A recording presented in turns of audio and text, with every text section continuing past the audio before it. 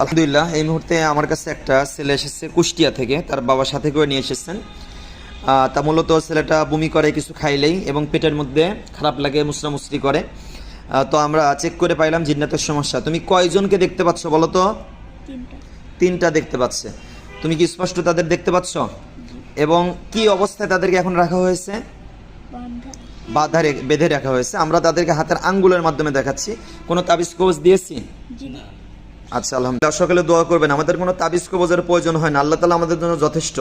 আপনারা খাস করে দোয়া করবেন আল্লাহ যেন এই ছোট্ট ভাইটাকে আমার ওসিলা আল্লাহ যেন তাকে পরিপূর্ণ সুস্থ দান করেন। তাকে মূলত তিনটা দুষ্ট জিন মিলে ক্ষতি করতেছিল। আমরা হাজিরা দেখেছি তিনটা জিন আছে এবং এই তিনটা জিনকেই তার হাতের আঙ্গুলের মধ্যে আমরা দেখাইছি। আমরা আয়নার মাধ্যমে দেখাইতে পারি, হাতের তালুর মাধ্যমে চোখ বন্ধ করে সর্বভাবে আলহামদুলিল্লাহ আমরা কাজ করতে পারি, আলহামদুলিল্লাহ। তো আমার ভাই মূলত এই জেহের ভাই রুগীকে নিয়ে আসছে। জেহের ভাই মেয়েরও সমস্যা ছিল, আমার থেকে চিকিৎসা নেওয়ার পর আল্লাহ তাআলা ওনার মেয়েকে সুস্থতা দান করেছেন, আলহামদুলিল্লাহ। এরপর উনি এই রুগী নিয়ে আসছেন, এর মাঝেও একটা রুগীর উনি সন্তান আমাকে দিয়েছিলেন, আলহামদুলিল্লাহ।